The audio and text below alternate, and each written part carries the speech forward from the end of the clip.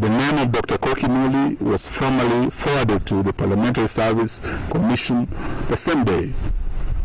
The clerk, and this is very, very surprising, the clerk, together with the Speaker of the National Assembly, Honorable Retangula, have since refused to forward the names of the 9 nominees to the President for gazettement within the stipulated 7 days. This has really surprised us because after we met and we moved with speed to ensure compliance with the court directives, there has been no movement in Parliament deliberately to delay this process. This is meant, we believe, to allow the National Liberty Party nominee, who is, we believe, an agent of the Kenya Kwanza government, to appeal and to further delay this process. So we're here today as the opposition to demand immediate gazettement of the IEBC selection panel, who should move with speed to put in place the new IABC, and we should stop the shenanigans and sideshows that have caused the delay for all this period, because the delay in having the new IBC places the future of our democracy at stake. And I think after 2 years of William Ruto's leadership, we can declare today that William Ruto is indeed an existential threat to our democracy. And this interference with this key institution further confirms that.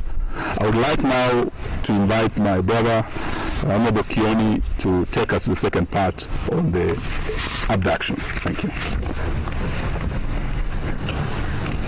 Thank you. As indicated by my colleague, the next issue that we would want to address is the issue of police phone spying, state-sponsored abductions, hijackings, and extrajudicial killings.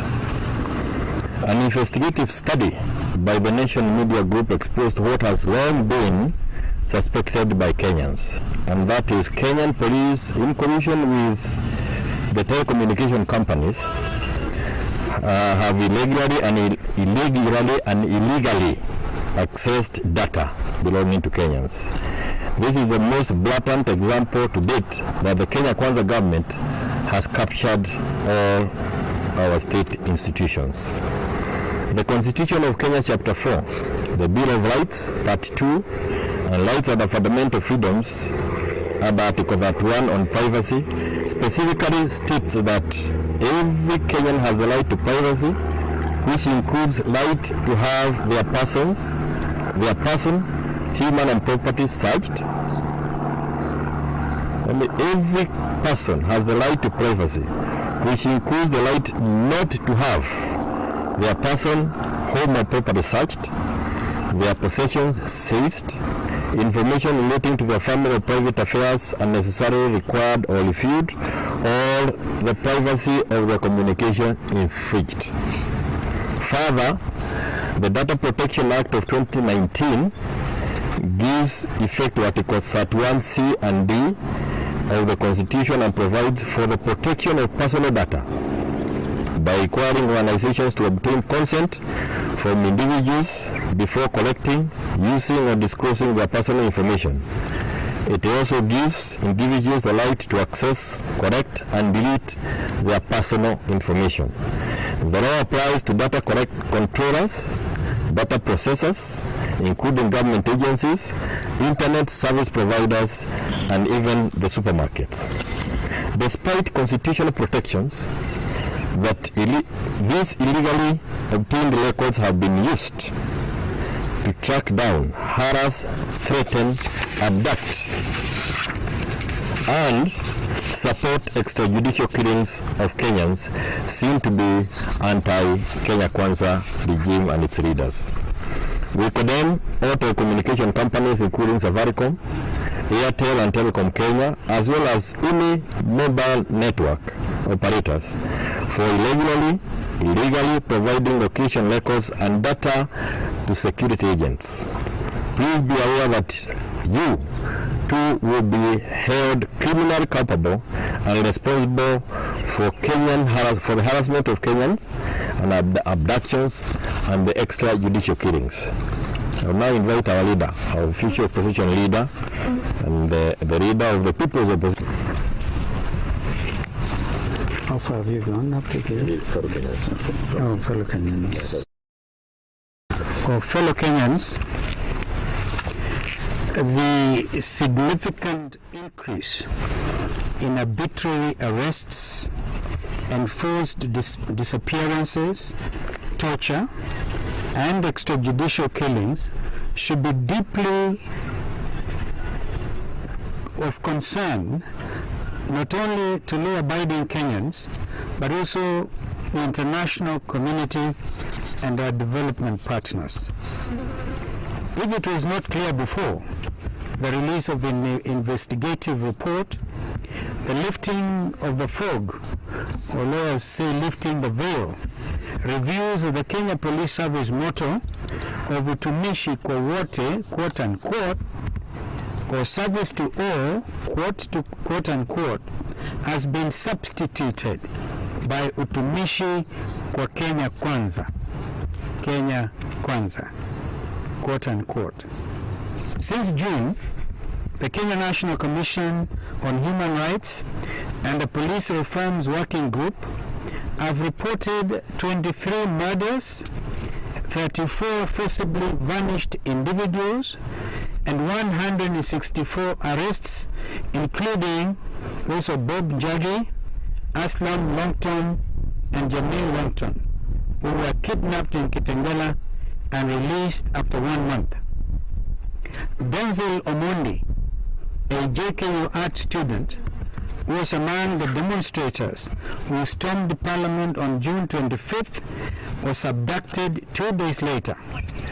9 days later, his tortured body was discovered floating in a Georgia quarry. John Juguna Kuria, a civic educationist based in West Pokot, was reported missing for 12 days before his mangled body was discovered discarded. Over the past 3 days, Maverick Aoko and Boniface Mwangi have been kidnapped from their houses. After being freed, Mwangi was accused of inciting others. It's still not clear where Ms. Aoko is. The most alarming is that public mortuaries in Thika and Nairobi are requesting court orders to dispose 201 unclaimed dead bodies that the police have dropped off in the past year. Joining the growing international condemnation, the Independent Medical Legal Unit, IMLU, and the World Organization Against Torture, OMCT, have denounced this regime for gross human rights violations that amount to apparent breaches of international humanitarian treaties that Kenya has ratified, especially the International Covenant on Civil and Political Rights and the Conventions Against Torture and Enforced Disappearances. As the opposition, we demand that the security services from the National Intelligence Service, NIS, under the leadership of Nordin, the Directorate of Criminal Investigations, and the DCI, led by Mohammed Amin, the Anti-Terrorism Police Unit, ATPU, under the leadership of Sid Kiprotich, the Serious Crimes Unit, led by Michael Sang, Joseph Boynet, the Deputy National Security Advisor, State House, and the Crime Research Intelligence Unit, CRIB, led by John Anyango, ought to be held accountable for their violations of Kenyans' rights and made criminally responsible. Because at the end of the day, all public officers holding the positions I've mentioned are not above the Constitution. Furthermore, their immediate superiors the Inspector General of the Kenya Police, and the Minister for Interior and National Administration should be held accountable for overseeing a service that has gone rogue, with a focus on serving the interests of a few political elite at the expense of Kenyan security. However, it is our contention that the President of the Republic of Kenya carries the biggest responsibility for police phone spying, state-sponsored abductions, hijackings, and extrajudicial killings. Despite overwhelming evidence, including that of the Deputy President, Mr. Rigathi Gachagua, during the impeachment trial, Mr. Ruto continues to claim that he is not aware of any such incidents. Ruto further says that these abductions, extrajudicial killings, are fake news and propaganda that is hurting our nation. We want to make it clear to Mr. Ruto that it is actually his thought out efforts to revert Kenya to a police state that are hurting our nation and our nation's image, locally and abroad. The buck stops with him. Mr. Ruto should resign with immediate effect for violating his oath of office to be faithful and bear true allegiance to the public, to the Republic of Kenya, and that he would obey, preserve, and protect this Constitution of Kenya. That was the oath of office. Lastly, we take this moment to pay tribute to the brave Nation Media group journalists for releasing their investigations in a time of such great danger for practitioners. Regardless of media outlet, you have been brutally attacked by security agents. We understand the equipments have been illegally confiscated. We know that a fair number of you have been taken to court and gag orders issued stopping you from publishing on certain topics, organizations, or personalities. Nonetheless, you steadfastly adhere to the Kenyan Code of Conduct for the practice of journalism. By doing so, you have demonstrated that the fundamental yearning for democratic liberties, including access to honest and fact-based news, will never be destroyed, even by the most brutal dictatorship. Thank you very much, and may God bless our country, Kenya. I just need to probably highlight here, this is what is happening in the country with a living example.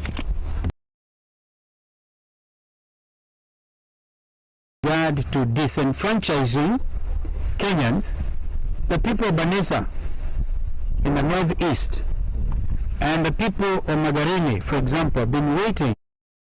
I think it's going to the second year, probably over 3 years. I have here, for example, Mr. Samuel Kombenzai. Why don't you stand here? Mr. Samuel Kombenzai has been waiting to run for the by-election in Magarini on a wiper ticket, which is an Azimio ticket. But there's nothing happening. What instead we're witnessing is procrastination, attempts to say, because if we send out as we acted expeditiously, as my colleague has mentioned, then he said time would have started running. It is obvious they want to prolong this whole thing about establishing a new iabc. We say it plainly so that even our diplomatic colleagues, heads of missions accredited to Kenya, please take note. I heard the American ambassador to Kenya, Meg Whitman, express concern. In fact, I think she even visited the IABC.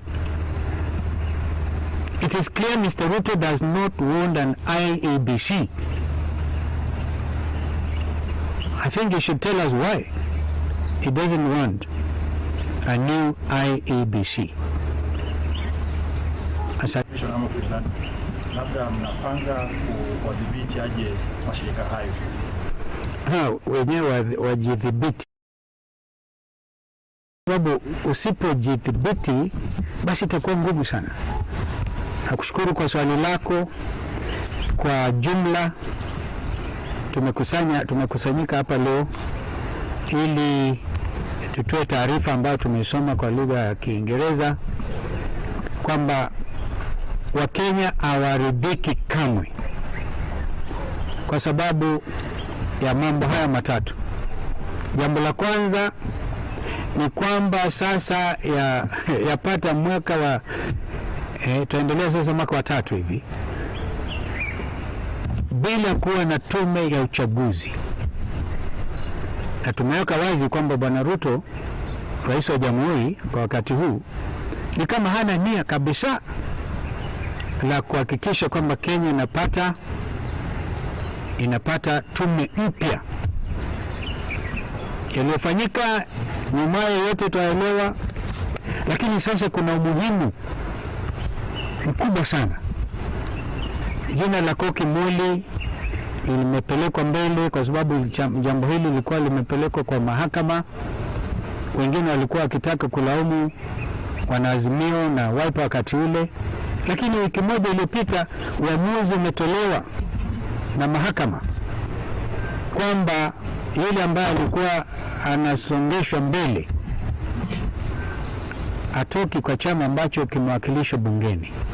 Kwa hivyo ikatubidi sisi wenyewe tukusanyike haraka sana, kwani tulikuwa tumepatiwa muda mdogo sana, hadi saa 9 masaa 48 tumtafute ambaye atawakilisha kwa upande wa Political Parties Liaison Committee, kwa sababu Bwana Adams Olo alikuwa amepita wa ODM kuwakilisha bunge. Sasa Kokimoli tukapeleka jina lake, lakini tangu wakati huo hakuna jambo ambalo, kwa sababu ni Parliamentary Service Commission, naamini katibu wake Bwana Nyengenye akaandika barua akisema basi ili acheleweshe mambo haya, hata tu kuweka kwa taarifa kila mmoja wenu wa watu 9 ambao umeteuliwa kama wana panelists, kila mmoja wenu atoe taarifa yake, CV au CV, na onyeshe vile amefikia kiwango hiki hadi kuteuliwa. Sio kazi ya Bwana Nyengenye kuuliza watu maswali kama hayo. Kazi yake ilikuwa tu ni kupeleka orodha pamoja na Weta, wapeleke orodha kwa rais. So that was a delay tactic. Jambo la aibu sana hili. Tukiwa chini ya ulinzi wa katiba ya 2010, hatuwezi tukaruhusu mambo kama haya jameni. Upuzi wishe ili tuwe na tume mpya.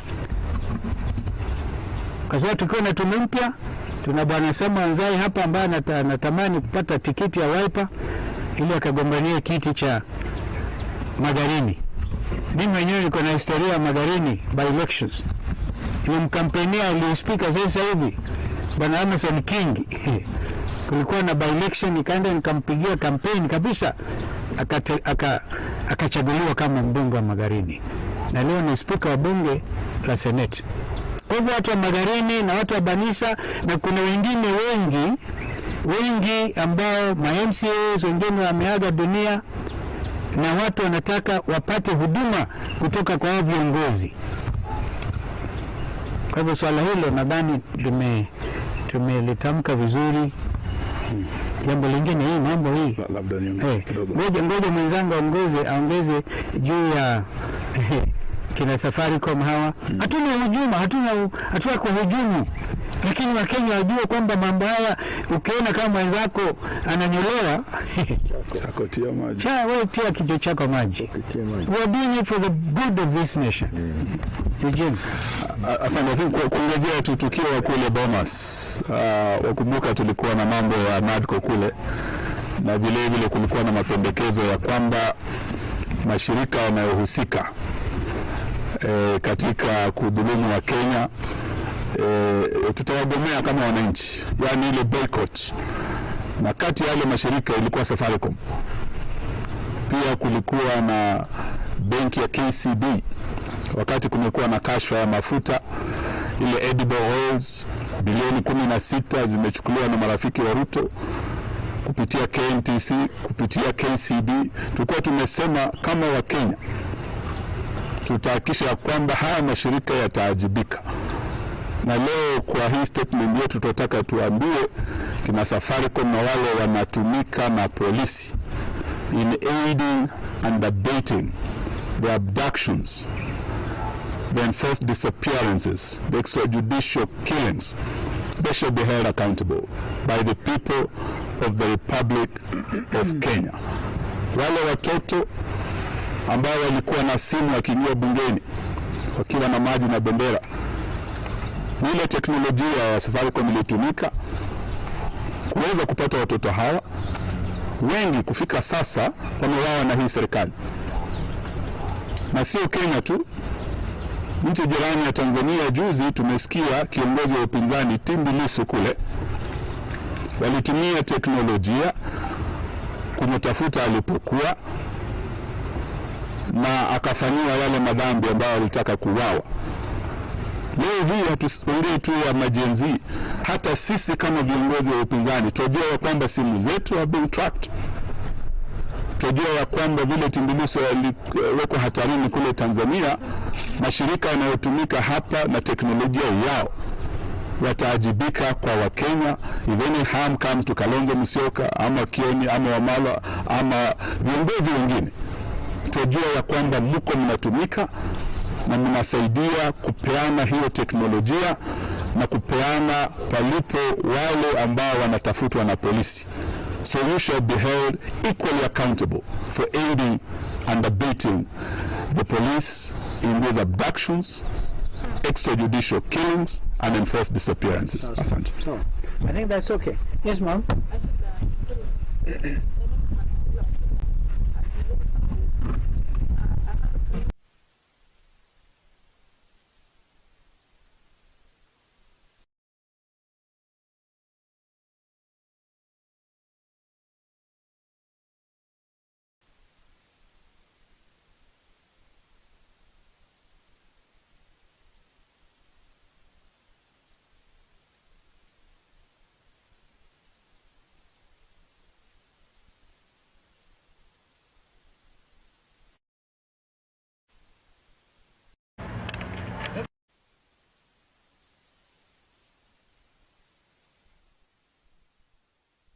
We must remind ourselves that this is it's a lawful situation under Article 37, the right to demonstrate, to picket.